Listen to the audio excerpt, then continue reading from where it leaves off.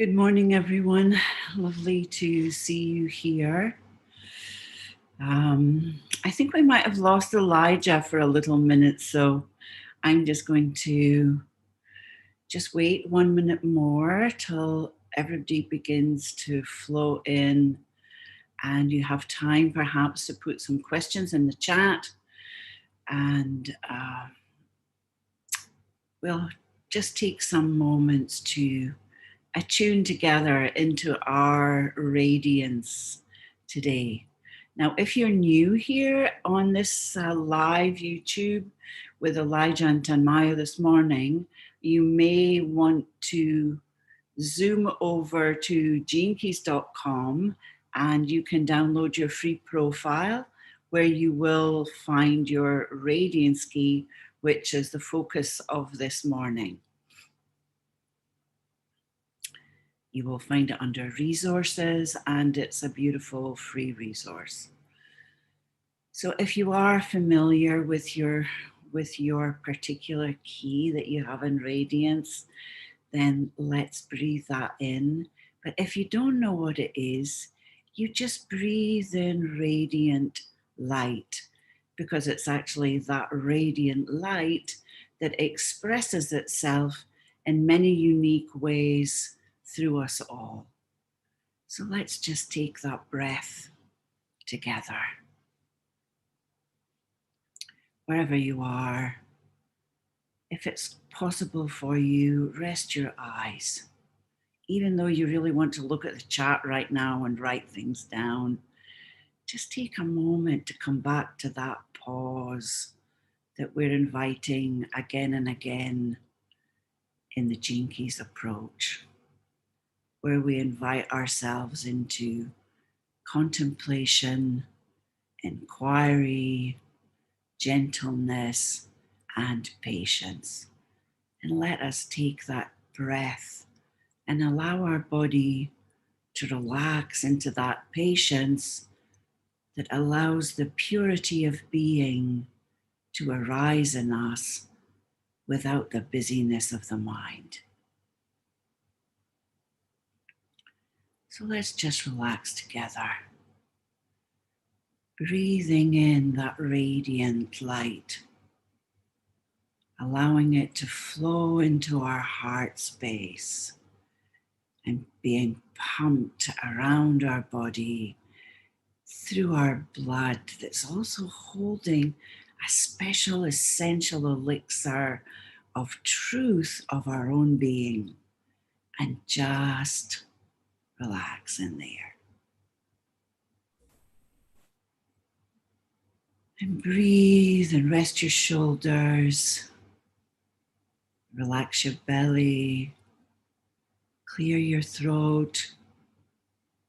And be open to receive whatever is presented this evening, knowing that all the questions may not be answered specifically, but trustfully you will receive what you need as you are here with us in this communion of sacred souls meeting here tonight or today for all of us Australians or people on the other side of the planet. And just breathe and invite that radiant light to clear your throat and relax together. Welcome, Elijah. Thank you, Tanmayo. It's such a pleasure to be here with you, to be with everyone today, tonight, in this now. Some mercurial magic decided right as the countdown clock hit 0 that my entire internet vanished. So I apologize if I'm in and out of this moment.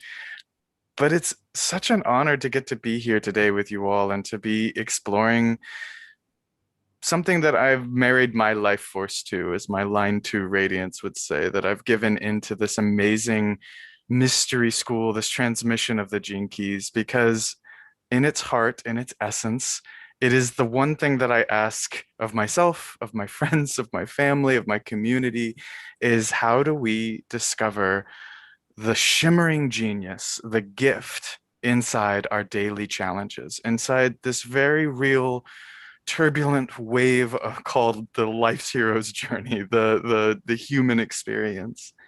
And the radiance is this inner light emerging from inside. It's this, for me, I always tune into it like, what does my healthy aura feel like when I'm relaxed and comfortable in my skin? You know, it's this place of my inner motivator that guides me in this world. My jinky is the jinky of failure. So here it is in this moment, about to come on live, and my internet fails and everything drops out for a moment. And you can feel like, do I choose to collapse? Do I feel that shadow, that constriction kind of come in? And then there's this extra breath that Tanmayo so brilliantly just invites into the space. And that's when I start to feel the flow of preservation, of learning from these mistakes, of tuning in to this moment where there are no mistakes. There's a series of interconnected moments that I can learn to grow with. So thank you for letting me presence myself here and ask this question together of what makes us shimmer. And if you're looking at your profile, the reason why we chose that question, we're going to have this exploration of the radiance today. And if you haven't seen, it's on the left, full left-hand side when you're looking at your profile. It says the word radiance. And we invite you of what makes you shimmer and to look at that city, to imagine the possibility of that city when you're shimmering in your genius. Or in the shadow state, what kind of pulls us off center from that healthy, flowing wellness state of the radiance? So I'm excited to check into this chat and to see, if you want to put in, like people are putting in what their radiance is, or if you have a question that arises. I'm really excited to just be here with my dear ally and friend Tanmayo and play in the Gene Keys together. So thank you. Thank you, Elijah.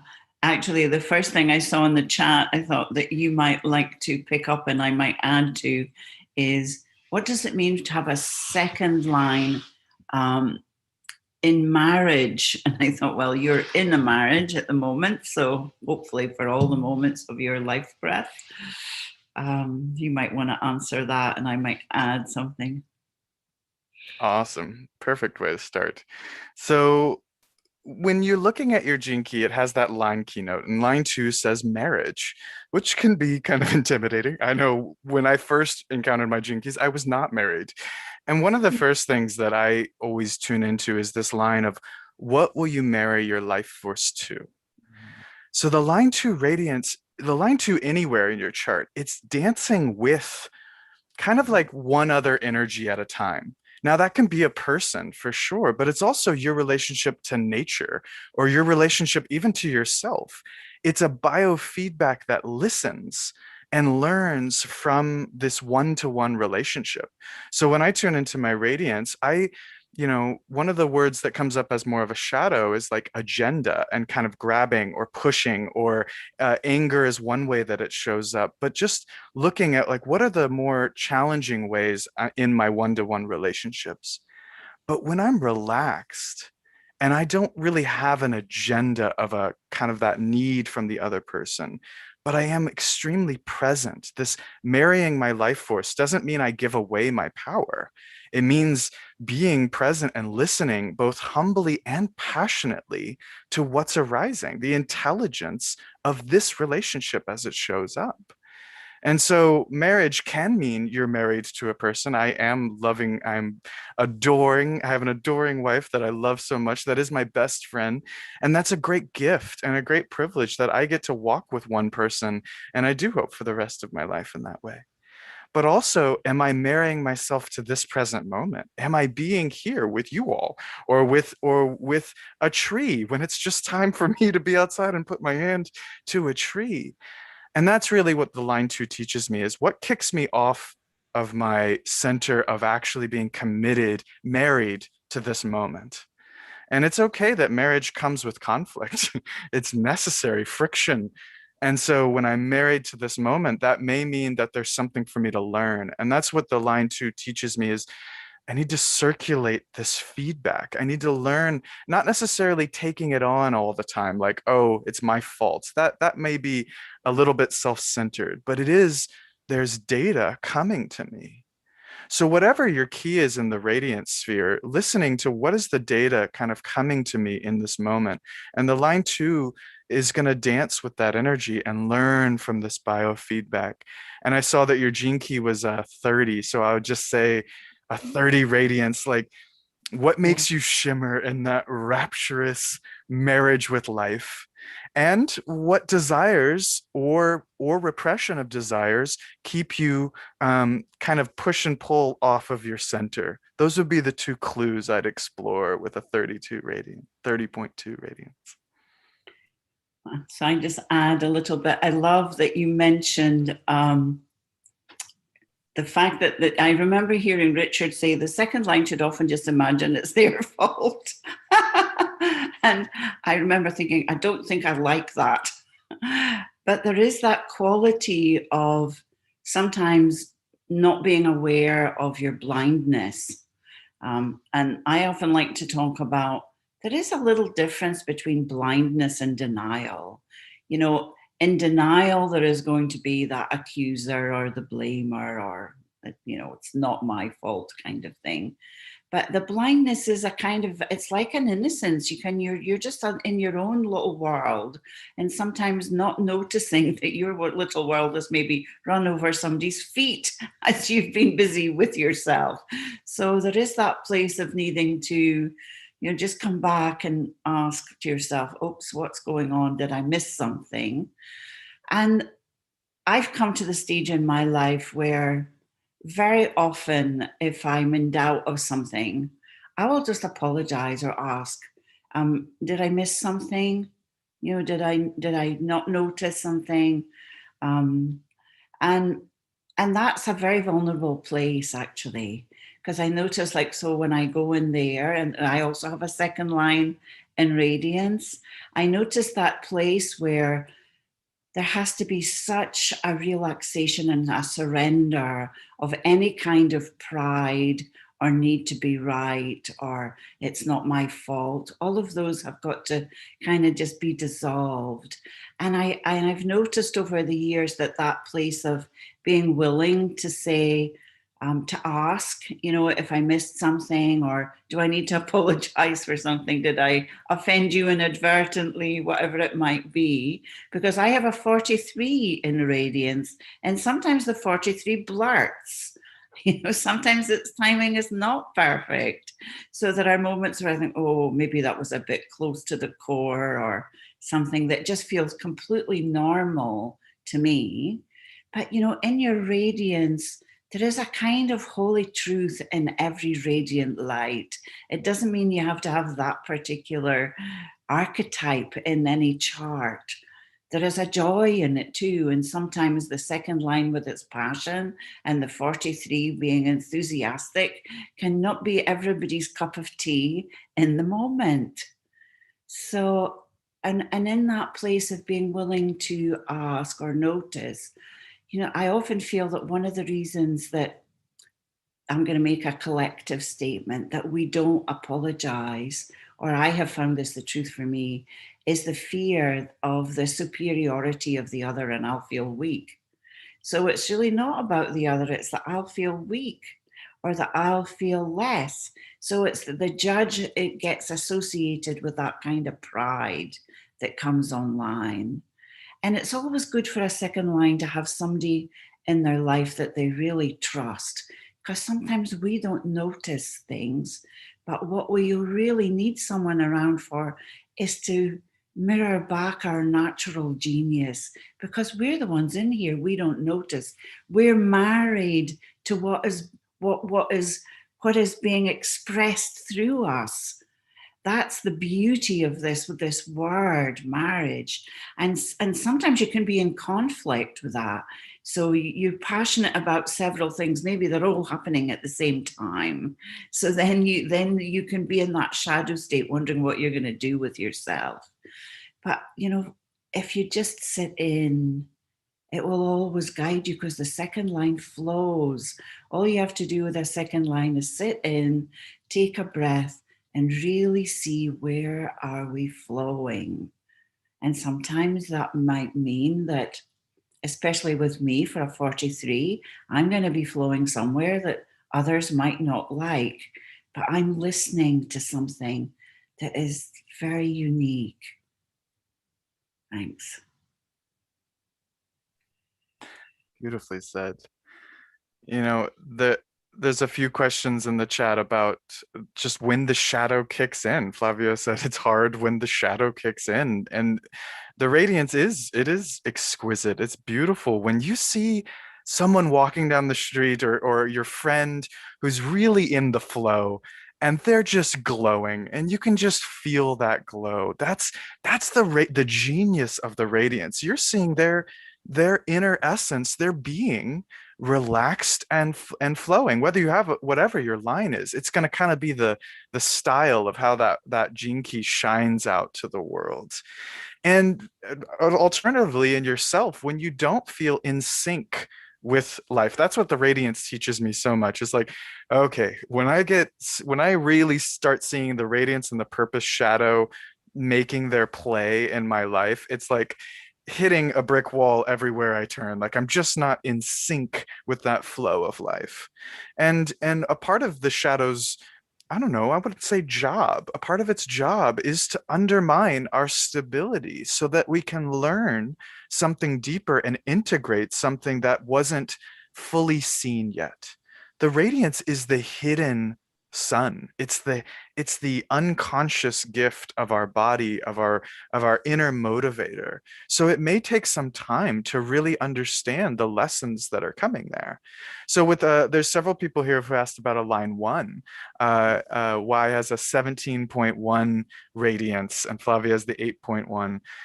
The line one of its, I want to say its functions. It is the root, it's the bottom of the hexagram. When you explore deeper into the golden path, you start to learn these six lines like a house, like an organism. And this line one root is about security, and it's about like being in you, being in your bones, and investigating yourself so deeply. And that can also be very isolating and alone, and solitude is actually the keynote, the gift note of this line one radiance. Like, where can you be in your healthy aloneness, your all oneness, your I'm rooted in this moment like a tree, a one-legged being standing rooted in this world and not at the whims of someone else empowering or disempowering me, but being rooted in that sovereignty. But sovereignty doesn't mean isolating. It doesn't mean you're actually alone, right? We all live in a very interconnected world. So it's on one level about finding that aloneness while you're in a bunch of people, or maybe in this last year, you might have found a incredible new aloneness you didn't know existed, right? We're all kind of in a teaching of what is solitude, what is aloneness, what is connectedness that's still sovereign and rooted in my being. So notice when the shadow comes into your radiance. So opinion is the shadow of Jinki 17, right? So when my opinions or opinions of me come into my field, does it knock me off that solidity of me?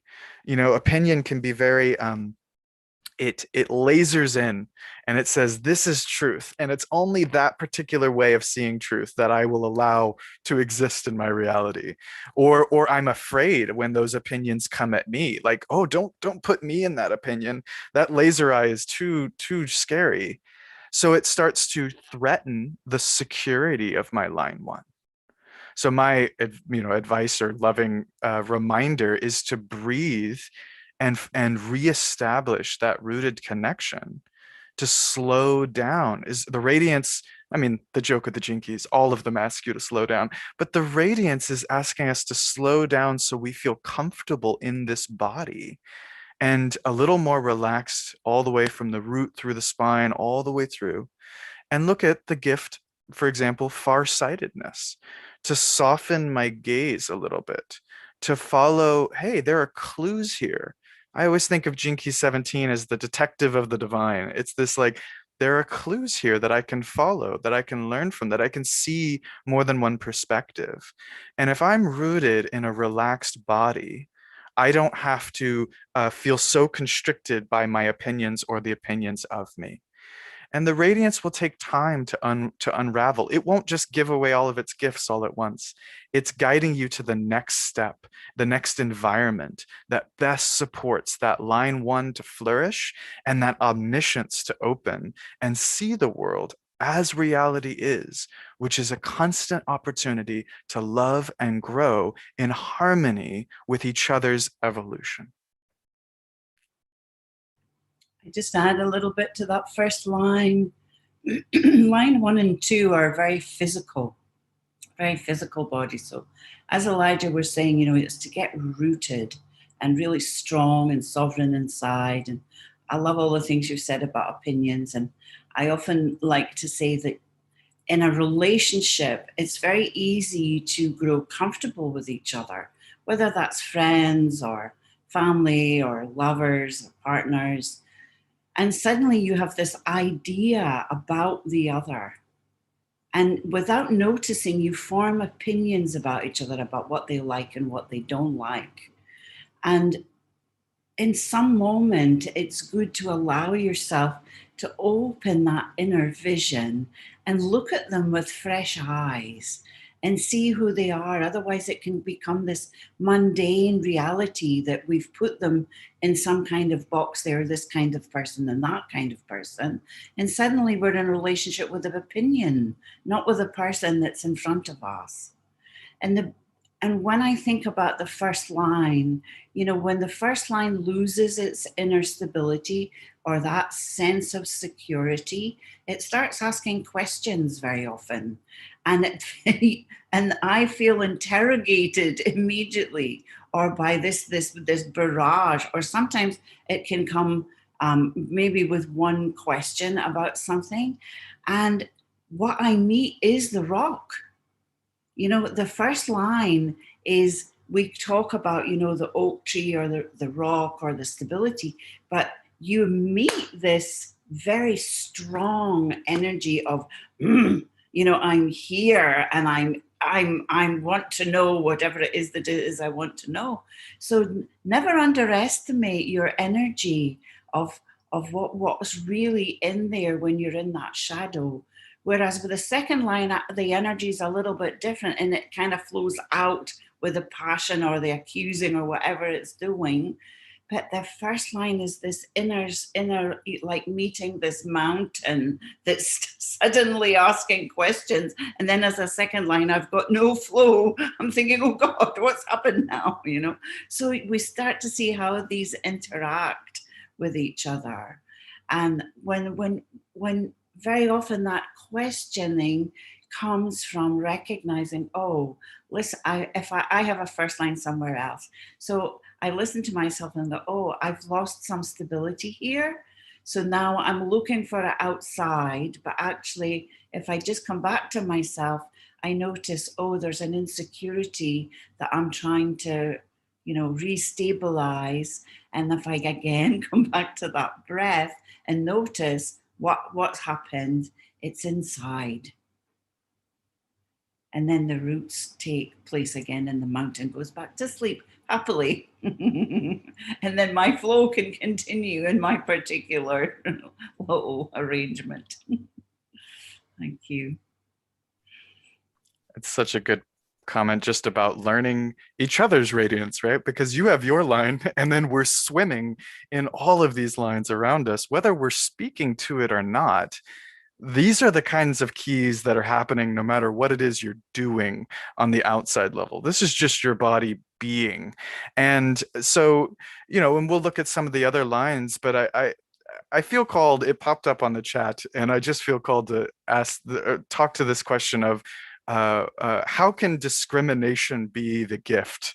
And it's Jinki 12. And for those that don't know, Jinki 12 moves from the shadow of vanity.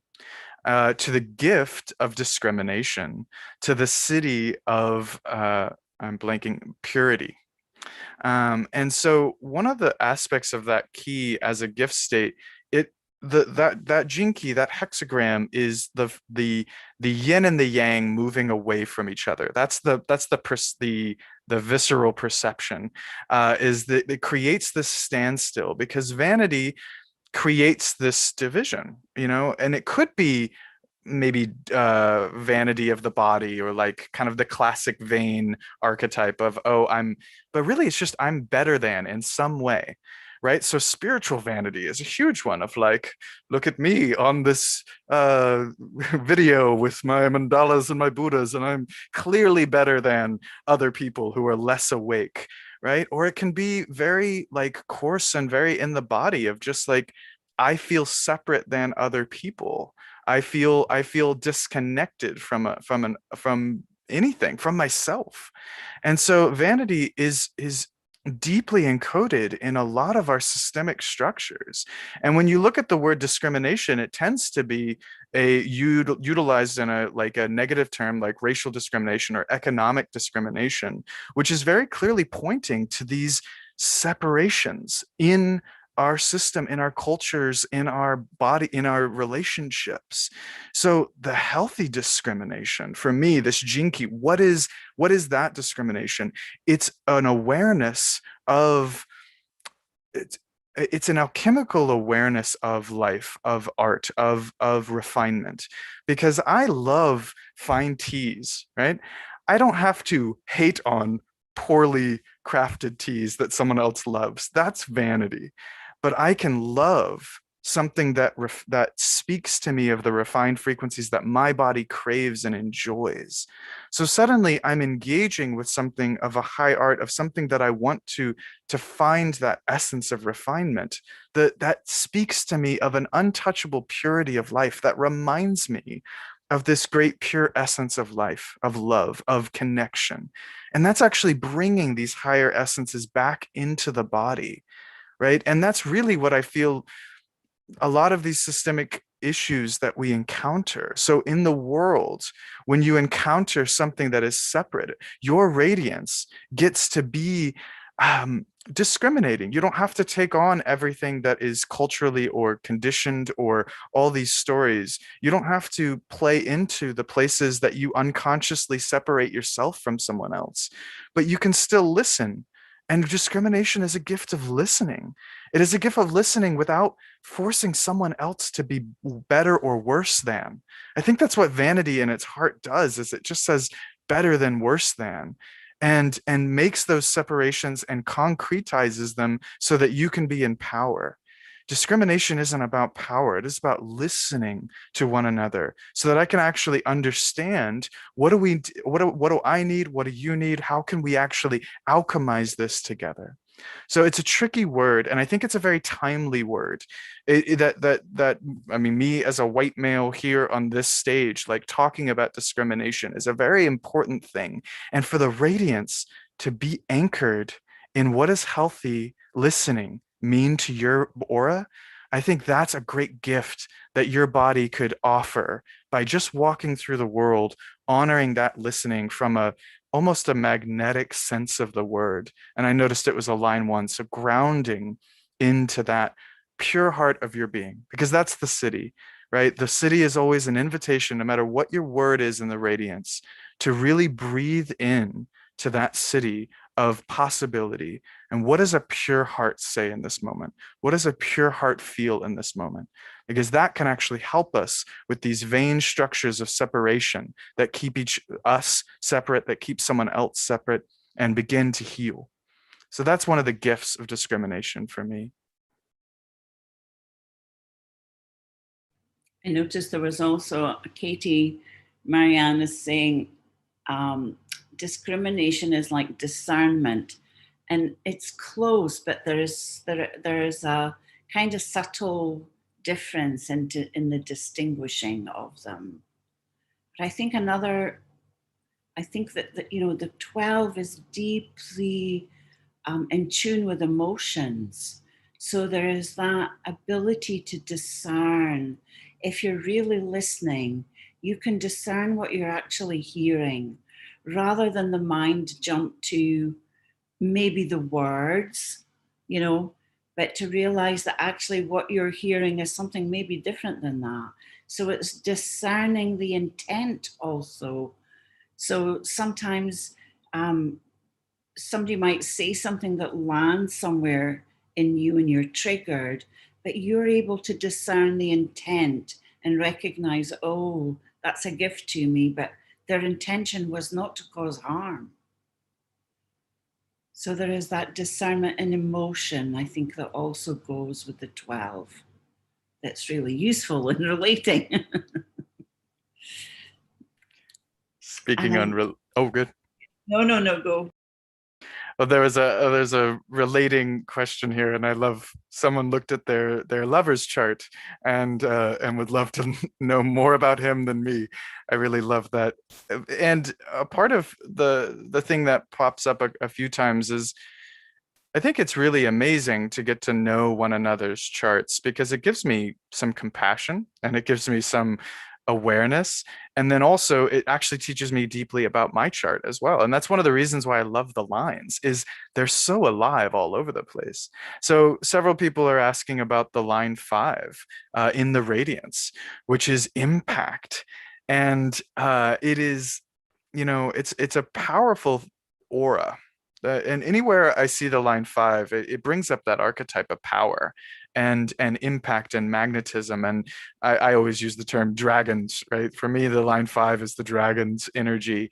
And a part of it is like for me when I feel into a line 5 radiance is people I know that are their aura is on the megaphone, and when they walk into the room I can feel them walk into the room, and what they're feeling internally I may not understand, but I can definitely feel the impact of what's happening from the inside out as that energy enters the room.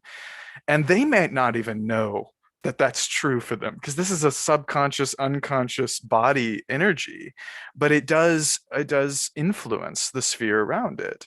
And that's also why maybe people are drawn to a line 5 radiance or a line 5 is, oh, there's a magic there that I don't even understand. It's like those tastes where you're like, ooh, it's sour, but it's sweet, but I don't know what it is, but I'm both do it at the same time. And that's why the line 5 deals with the themes of power, of how am I using or abusing power, and how has power been used or abused against your voice, your tone of voice is going its gift, the line 5 to around you and channels it. And it can be practical, loving, powerful, loving language.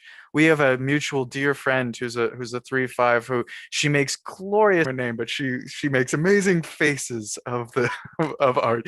And her magic, the whole kind of universe can make a little more sense in that space. And also, this is a person who's very humble and may not know that that is one of her gifts all the time. So honoring that line 5 is a bit mysterious and it needs care.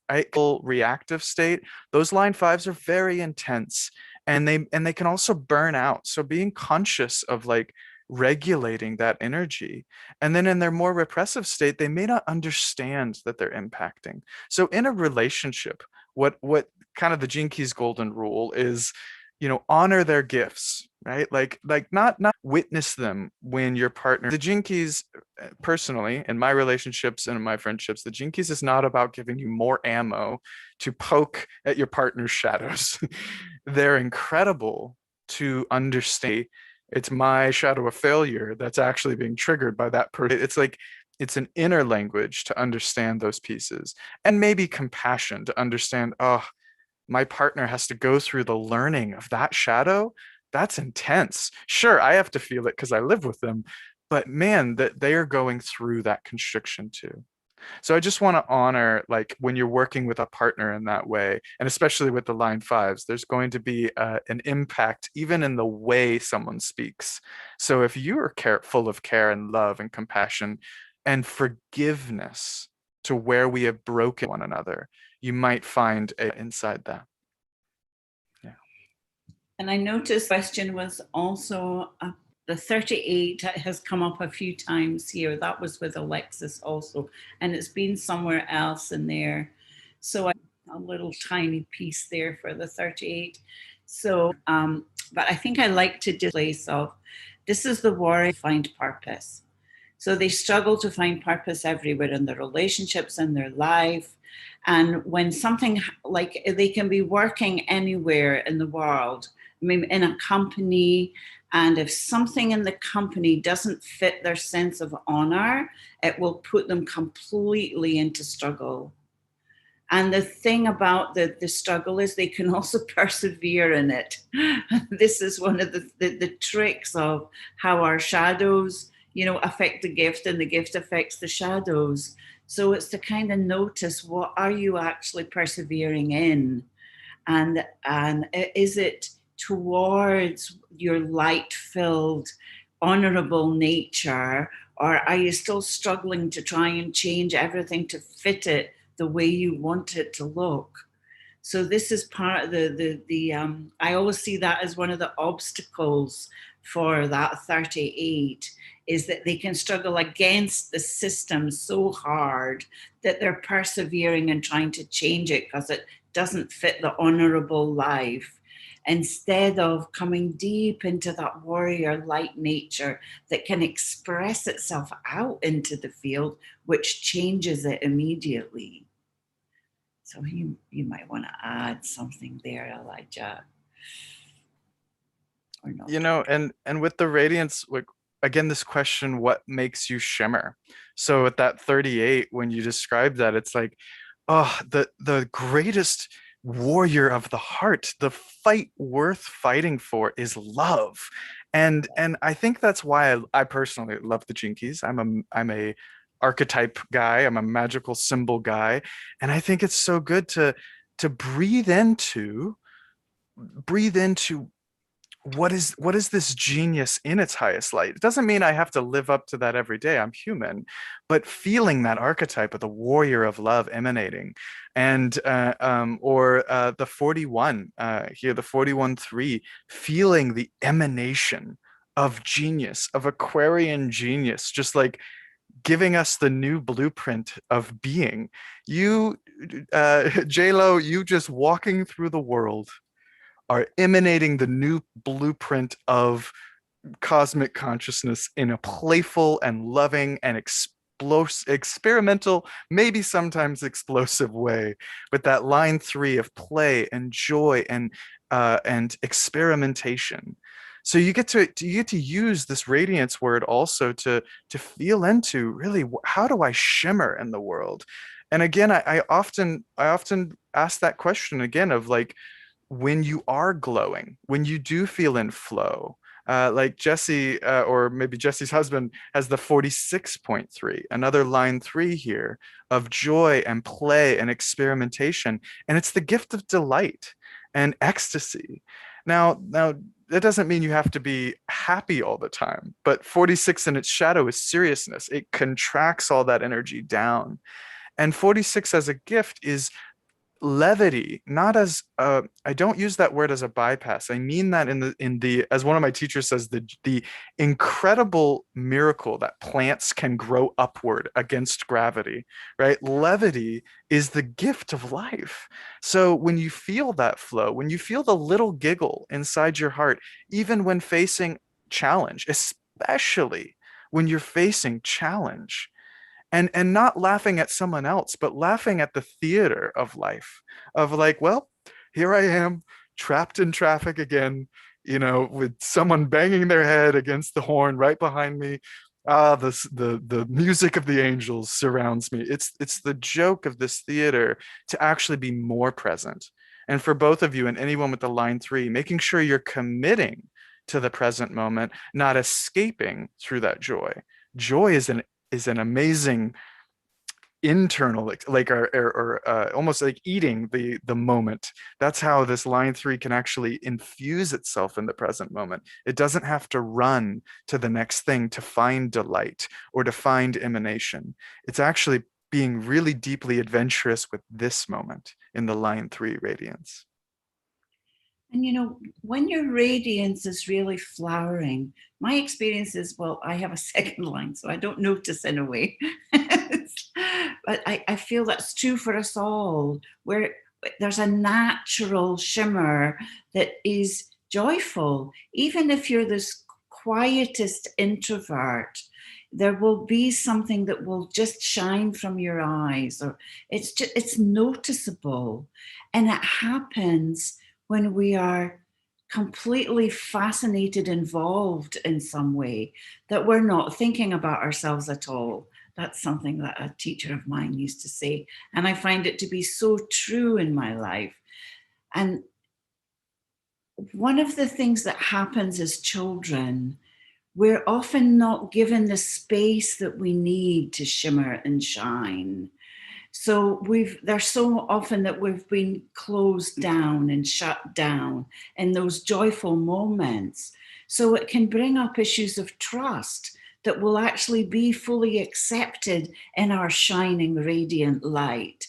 It's the rest of, the collective is struggling to find its way out of this shadow. So sometimes that radiant light cannot be well received by others, but that is not that comes back to maybe even the discrimination, or the discernment, or the distinguishing, all these beautiful words that come to that place of, you might notice that you're in a space where others are suddenly uncomfortable and you're not doing anything except being. So you might, and the question then is, do I dim my light? So you might notice that your voice might get softer because you're aware of the company, or you might stay for a little while and withdraw. And know that there's nothing wrong with you. In fact, there's everything right. And the essential states of all those beings that are uncomfortable is their own essence is being touched. But it's not our job to go about poking anybody. It's my experience is just to be gentle also in that fullness of your glow, however it might radiate in the world. So to see that it's by allowing ourselves to experience all these shadow frequencies, accepting them, loving them, bringing them home, that the light is able to have more space. And within the light, there is always love. Thank you. Hmm. And so beautifully said that, the sun's not shining in order to do something. This is this light that is a being nature. It is a healthy byproduct of being. There's no other word you need after that, of being. And so the listening with those around you is a part of recognizing we're not actually alone, and our heat and our light and our impact does influence the world around us. And a part of, I feel like, the GPS part of the radiance is helping me find some healthy spaces in my life to foster the shimmering, but it's not me needing to do something, and it's actually not about the doing. And I just wanted to kind of sometimes you can shine so bright because you're trying to get something, and it's like, that's okay, that's a part of the learning process, but that's not the radiance. And then there's the opposite of, I need to block it down because the world told me it's not okay. And that's not a beingness, that's not a listening, that's that there's a contraction there, and that's a part of our learning. So it is a paradox to me that the radiance is so brilliantly active in my life and yet is all about being, and being full of care with my agendas, my stories, my what am I trying to do here versus how am I responding to the intelligence that life is bringing me? Because the radiance is also a secret to my health. Like that metaphor I used at the beginning of like kinking the hose of the spine, like allowing energy to flow when a challenge comes. If I collapse into that energy, or like the someone is asking about the line 4, if it freezes and builds its walls like the line 4 can do, it's like, uh-oh, I'm not safe, so I'm going to reject someone before they reject me, or the classic I'm fine armor that gets put up potentially, or just numbing out and not being able to feel myself. And notice when those defense mechanisms come up, because it's my radiance teaching me something. It's not something that's wrong with me that needs to be fixed. It's teaching me, here is a maybe conditioned, maybe karmic, maybe cultural. There's some sort of intelligence coming up to me in this moment that is protecting me in some way, or responding because that's what I was taught love was. Honestly, that's what it always comes down to me. Is someone or something taught me that that was okay. That was what love was. And relaxing, like the line 4 needs us to melt that armor and off and really be gentle with ourselves and be patient with ourselves, because the line 4 needs some space to breathe. And as it breathes, it's able to feel the breath of those around you, whether it's the trees surrounding you or people, right, that come into that circle. And as we give ourselves individually, if I give myself permission to breathe a little more consciously, then everyone else gets their permission to find that for themselves. And that's one of the gifts of the line 4 that I witness, is the magnetism that transmits between people. When I have a family member who's a line 4, and they're a hermit. Like, line 4 doesn't mean you're constantly with people. In fact, it needs the balance of both. It needs to be alone and it needs to be with people. But when that person is genuinely relaxed in their body, it's infectious, and it just feels so good to, I can just feel my own shoulders dropping again. And that's some of the, so it's important to maybe note for your friends when you see them in that shimmering, because it helps reinforce, but mostly for yourself to just feel, okay, I'm gonna relax a little bit of my defense. Maybe I'm not fine. Maybe there's some grief in here that actually needs my attention. And that's why we always keep coming back to the Gene Keys approach: inquiry, to look within; contemplation, to really drink in all these little signs and synchronicities and bring them inward with gentleness and patience. And that's what the radiance needs of us. It's not going to get cracked open with a crowbar. The universe will bring us plenty of crowbars. It will show us plenty of challenges that break us down. But the radiance is the secret doorway to your core stability, to not always get knocked off, or when you get knocked off, to be able to more gracefully, more integrally get back up and walk that path again. So remember, this radiance is not a goal. In a way, it's not the end of the rainbow. It's actually the beginning of the journey to my stability, to my core stability, into relaxing into my purpose. Beautiful. I love that, Elijah. And I had an experience recently. One of my neighbors passed away, and I was actually one of the people that had to call the ambulance. So I was quite involved with this whole little event. And so I went to the funeral, and I won't say which religion it was at, but so I'm there at this funeral, and I had never been at this kind of particular funeral before. And I sat there through this, and I watched myself close down. I thought, wow, I'm here and I'm closing down. I felt my solar plexus, my belly. I just felt myself completely closed down. I felt my heart contract. I was sitting there and I thought, wow, at the moment I'm closed down. And I would hear all these words, and I could really talk my whole chart in that event.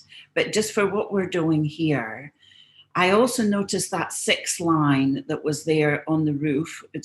I'm out of here. This is just, what is this nonsense that is going on? It's all about sin and redemption. And it was just like, I couldn't feel the love. And although there were words that were saying, God will forgive her and these kind of things, it was like I had to really breathe my whole way through the service. And inside, I just kept dropping in. And what I would reframe in me what I was hearing, like it would come in some way that was like intellect. Somebody's talked about the 62, and I'm sitting and I thought, there is no intelligence of the divine in this room that I can feel or experience. What I'm hearing here is intellect about something where there's no direct experience. So I kept having to soften my belly and really be present. And it would come in, I would just sit in and let it flow back out as love and keep my attention on this beautiful soul that has departed.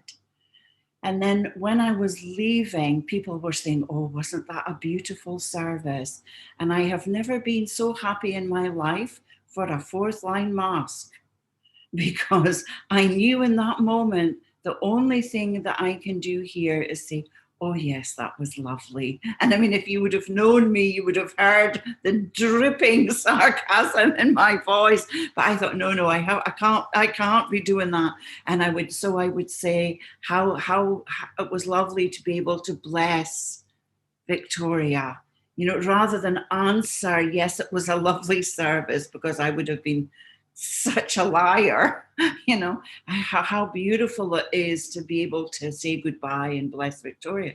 So that is that intelligence that comes from that 62, the precision that has dropped into the heart, that is filled with the light language that can really be expressed, and just bring my 6 line into my body and not have it depart in its aloof arrogance because it knows better, but actually be here and allow all of the blessedness of these beautiful streams of consciousness that are embodied here, to find a way to be in a place that is initially extremely uncomfortable and not any truth that I can recognize, but to be open. And this is back to your 12 again, too. I'm just going to, because I feel like there's something there to share, to let your discrimination, for me, it would be that discernment, but it's a little different, because if I stayed in discrimination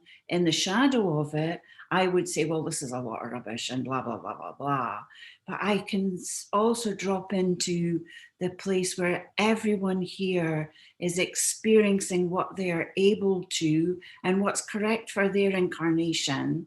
And my arrogance about it is simply my arrogance about it and not my living truth. So it allows that open-hearted acceptance of all that is to find a way through. And I really did have to breathe and find a way through. So it was a real beautiful education for me, rather than that was really horrible.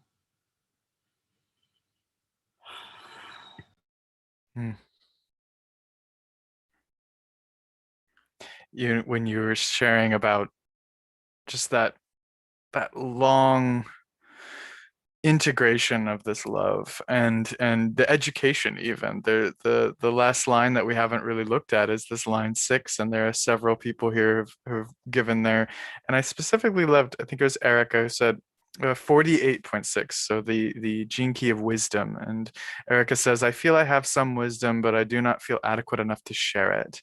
And I think what a powerful way to speak directly to the heart of this Jinkian line. And immediately, even just on reading that statement, I felt like a whole doorway, the library of wisdom opened up for me. So whether you think you can share it or not, I immediately feel like I received the library of wisdom. And I recently had my wisdom tooth removed, and it's like it was a big joke to me of like, empty the cup. Like, I actually want to lose these wisdom teeth, because wisdom so much is about being available, being a well of wisdom, not a filled bottle that is the perfect thing to share. It's actually an openness in its energy. It has a yin wisdom to it. And with the line six, wherever you have a line six, but in the radiance, you have to be patient with the line six. And I don't even say you have to be patient. You will be patient because it takes time. Now, how devoted are you to that patience, to the nourishing quality of that line six, the nurturing quality of that line six?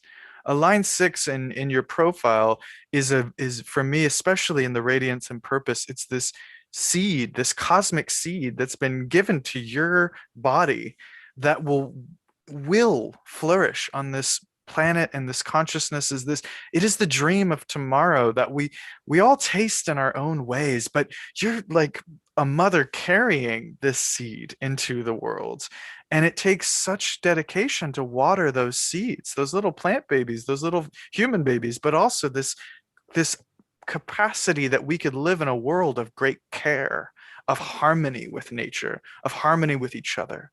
So the line six is a vision for that harmony. And for you with that 48, the wisdom, a vision of wisdom. And the only way we can live into that dream of tomorrow is to nurture it step by step today, and to not, give up. Or disassociate, which is kind of a version of giving up, of, oh, it's not safe in the body. It's inviting ourself, inviting the future here, inviting ourselves here, but grounding that through the feet. And especially with the line six, I always encourage people, where those line sixes are, make sure you're breathing into your feet while bringing in that energy. So with the well of wisdom, we're saked, our thirst is saked by coming to you, sweet carrier of the 48. You don't have to do anything, but your essence, especially with the radiance, just you trusting and watering that seed. And it's okay if there's inadequacy inside it. The inadequacy is like that a veil of darkness that we can't see down into the well. But resourcefulness, the gift is the trust that I can actually give myself into this moment and know that the universe will provide for me the right wisdom for this moment. So as you cultivate trust every day in tiny, tiny ways, really lovingly, mindfully, just watering the seed of relaxing and trusting the well of wisdom without needing it to be even about sharing. Your aura is sharing right now with me this great gift of insight, and I'm going to thank you for being that well of wisdom. And I hope that you can trust that a little deeper each day so that more people get to bask in the Avalon well of your wisdom. Thank you. Beautiful, Elijah. I'm a little bit stuck on the 62, in that the question about intellect and precision. And for me, something deeply shifts in this gene key. I could say that knowledge falls away, actually. It's a very curious thing. It's like suddenly there's less interest in collecting knowledge. And if I find myself in intellect, I notice it actually hurts my head. And this is a kind of it's like I feel this little pressure in my head. And often with the intellect, there's a need to, there's a kind of teaching without heart. There's a deliverance of, it's different if you're delivering facts. It's important to know what like I need to know certain things for my life to run. But when I enter into that realm of precision, that flows through everything then. And it has a deeply feminine quality. And it comes to that impeccability that of heart mind, of the sharing. There's a different quality to it altogether. And precision, I don't know if some of you may have heard me say, no, that's not the right word. So there is something that even sometimes I will say something and it will be, no, I need to get closer to the essence, to the experience of how to express that in any moment. So I would just say play with it for yourself. And when you have it in a 6-line, then, there is that added 6-line that knows so much that can apply it to intellect. But what you'll really find in yourself is, I find that there's a brittleness. There's something that hasn't yet come alive in what's possible. And I would say the places I've found it in my life is different times when I've been studying, and you get these people that are professors or teachers or whoever, and I sit there and I think, oh my God, this is so dry. I might die for a drink of water or for some fullness of presence and embodiment to flow through them. And that's the difference for me, is when I'm with someone who has direct experience, and when that head, heart, intelligent impeccability has taken up space in their house, I will be there for hours and allow it to bathe me.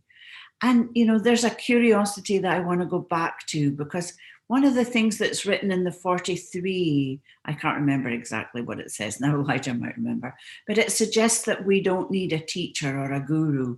And it's like, I have sat with so many teachers and gurus, but I'm not there for them.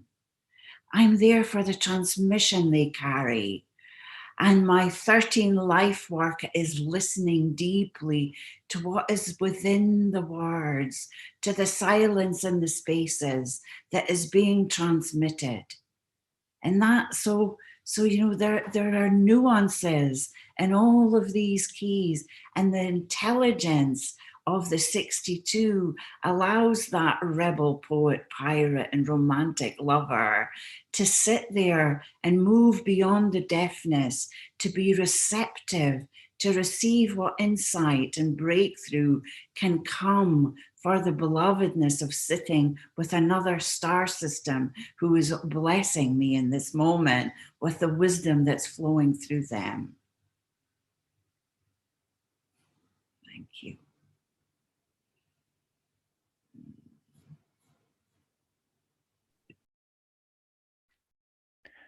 There's something there of being these star systems and also basking in someone's home. And it really just connected me with the radiance of, we create these little bubbles of our home, of our temple. And when we get to bask in each other's radiance, it's like hosting someone in your home and your aura hosting someone. And there was a few more people that asked about the 41, and out of inspiration, I just felt this call of, someone even asked, what would make me shimmer with a 41.3 radiance? And I mean, that's the question, right? That you please emanate to us what the answer that you discover, and be that emanation. But my only tip with those that I've seen with the 41, it's been inspiring to meet more and more people, and to let the inspiration of these ideas, of these visions, of these dreams come alive in you. That fantasy, the shadow of fantasy, is kind of compromises the now by going into that vision of the future, of the what if, and it leaves this now. And especially with the radiance, anticipation is a sensual act. It's this knowing that the future is coming, and it's being in the tingling sensations of this present moment while the new moment is arising. It is incredibly present, and yet it's bringing in, like, it's, I believe it's an Aquarius key, it's bringing in these distant ancient future wisdom teachings into the present moment. So it has that excitement of something else, but I think it's a great teacher of actually being even more present, especially with the line 3 radiance, of really being present to allow the experience of wisdom. What if there was nothing to get to do, to solve, or to become. I think that's a part of the Radiance's mystery teachings, is this is the inner sun, the hidden sun, that emanates like a free energy device inside our bellies, literally pulsating with life force. And it's calling us to experience that so that we do, by a byproduct, naturally help grow, create more life, create more beauty in our relationships and in the world around us. So I would say to those with the 41, like, enjoy, and that's a very sensual word, enjoy those ideas and those dreams of the 41, without necessarily leaving the body in order to feel like you're connecting to them.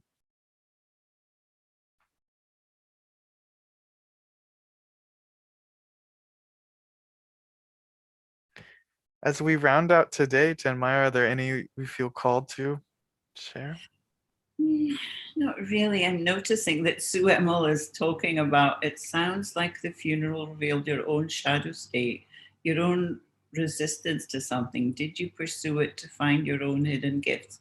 I'm imagining that if you heard everything that I said, that that was the whole journey that I shared with you. So maybe I didn't need to name them. So that's like, this is a process of, we don't need to name all of this or that or that or this, but to share what happens in certain situations. You don't need to know your keys, you don't need to know lines, you just need to be in your body to notice, oh, am I really present here? Am I able to be open and loving in this environment? And to notice what has happened in your contraction. You don't need to call it this or that or name it this way or that way, but you can notice it and come back to yourself and go, I have chosen to be here. And for whatever reason, whatever love has brought you to that particular situation, friends, family, funeral, no funeral, something can happen where you notice your contraction. Something doesn't fit your model of the world, your reality. So you notice, wow, this didn't fit my model of reality, but I can breathe deep into my body.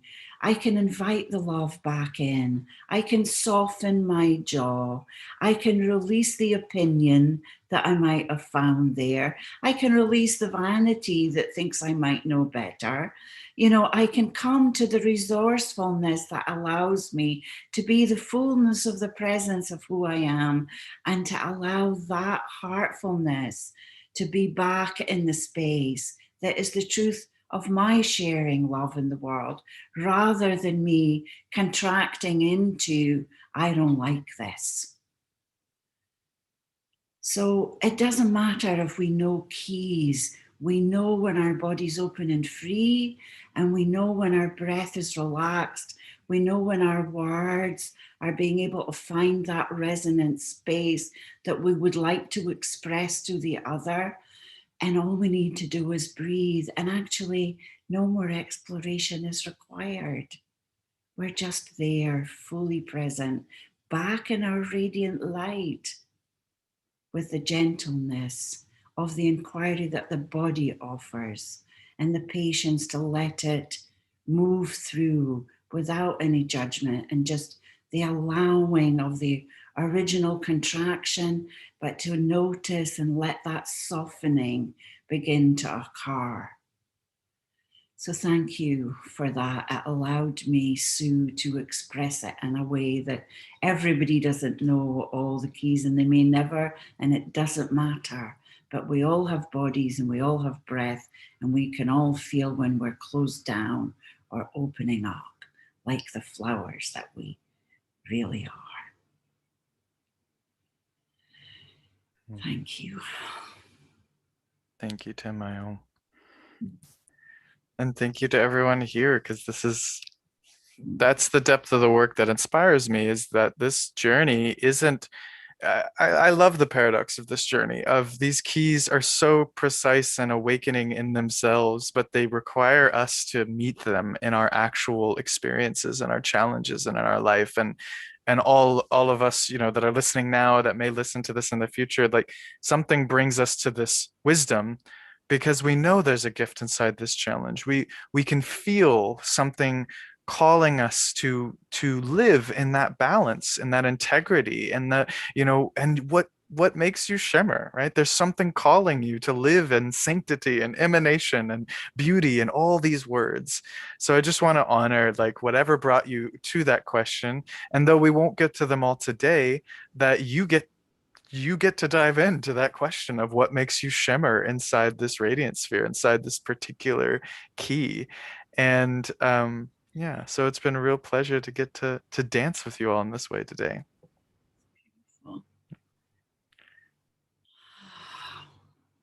And as Anton has put in the chat, if you are interested in doing this more with us, it is so fun to get to be with Tanmayo and then to invite all of you in. So we're going to be hosting a deep dive into Genius, activation sequence retreat. It'll take place over 4 months, and we'll take a whole month to dive into each of those 4 spheres. So whether you're new to the Gene Keys or you want to come back and play some more, we'll be doing more of this style work inside the retreat, as well as their community calls, and there will be a whole social area that you can connect with others and find other people with your Gene Keys.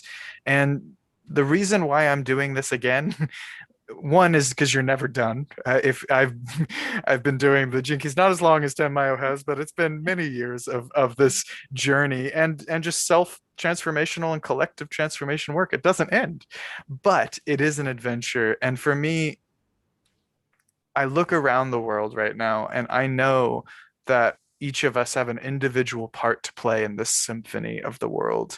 And to be fair, there are lots of things that we get to do better in the world.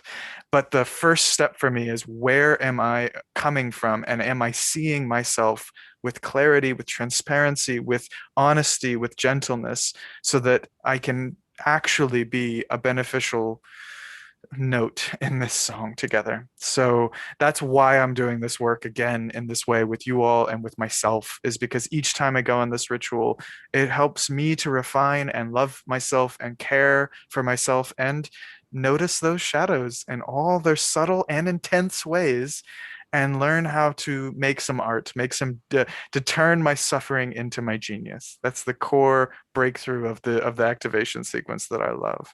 So I humbly and lovingly welcome you all. If you want to join us, you can find out more on the website. Yeah, thank you. Thank you, Elijah. It's a delight to get to play with you as well.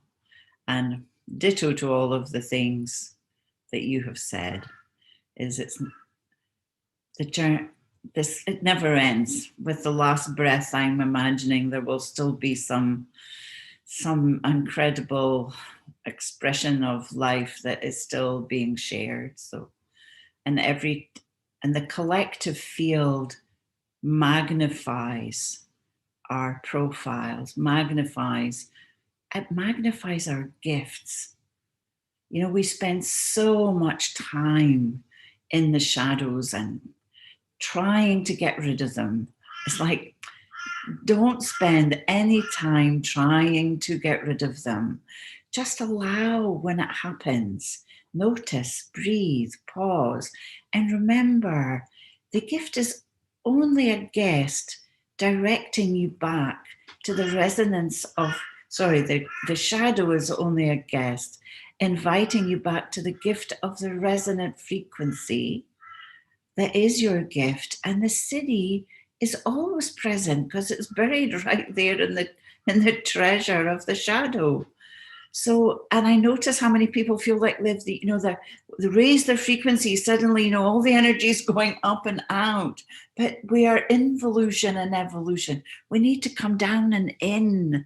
It's the embodiment of this that the cellular matrix is so grateful. Oh my God, they've remembered I've got a body. That actually, this is where the living library is. Even although it's on genekeys.com, it's actually in the cells of your body. This is coming deeply in tune with the living library. And your presence in any retreat, not only are you giving yourself that blessing, but you're blessing your ancestors and all those to come. And when I say ancestors, I don't just mean biology. I mean all these eons of lineages that are pouring through these streams of consciousness. And you very often, you know, I can sit at home and think, well, this is not the truth for me anymore. But you know, I know that my love makes a difference because there is no my. Love makes a difference. Love pours through. Even that grumpy person that's serving at the supermarket, that's just so fed up of their job and hardly can, you know, even bear to look at you to give you your receipt. There's a place to say thank you. And that's all. Your radiance is touching the essential qualities of that being, even although they're really closed down. But in the retreat itself, this is a collective field. Every little insight, breakthrough, acknowledgement, resource, claiming, owning the shadow, every tear is making a difference to this collective field. And as Elijah has mentioned many times in the 41, but you know, we are in the age of Aquarius. We are calling in a new age. We're grounding an epoch here. That's pretty exciting. So join us if you feel called.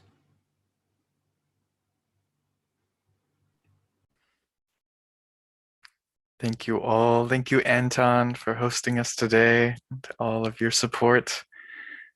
And yeah, we'll see you on this journey together. And we'll be back. Tanmayo and Richard will be back next week at this time on YouTube, and then we'll all get to jam together at the end of June as kind of our last hurrah together before we go on this 16-week journey.